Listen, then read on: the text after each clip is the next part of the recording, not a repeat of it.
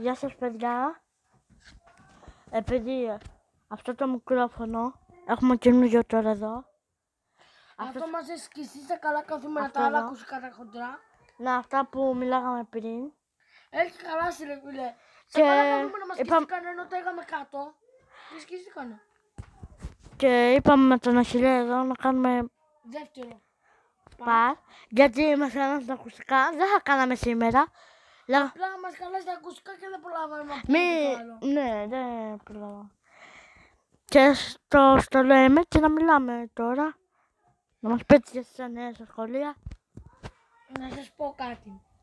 Εσείς θα μας κάνετε live που θα κάνουμε βίντεο σαν κάμερα και θα το βάζουμε σε πάρα πολύ και θα παίζουμε, θα κάνουμε παιχνίδια, θα κάνουμε challenge, θα μας πατάτε live. Σας μιλάω. Και εγγραφή σας παρακαλώ. Subscribe.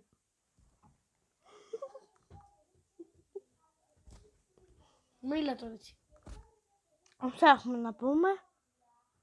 Θα κάνουμε και αύριο για λίγο θα κάνουμε τώρα. Αφού το ανοίξαμε. Θέλω να πω κι εγώ κάτι. Ακούστε παιδιά. Όποιος δεν μου κάνει live τον διαγράφω αμέσως.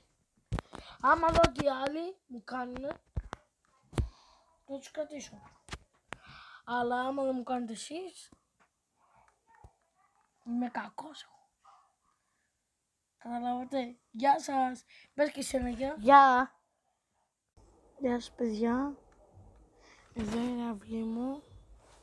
Τη βλέπετε.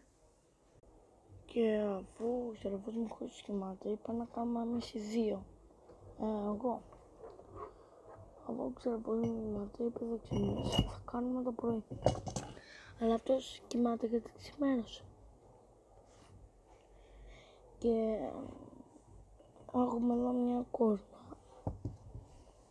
Και άλλη μια κόρνα. Ένα μπριζάκι. Και έχουμε και τον ενισχυτή μας εδώ. Το καλό. Τον ενισχυτή. Και αυτό. Γεια σας.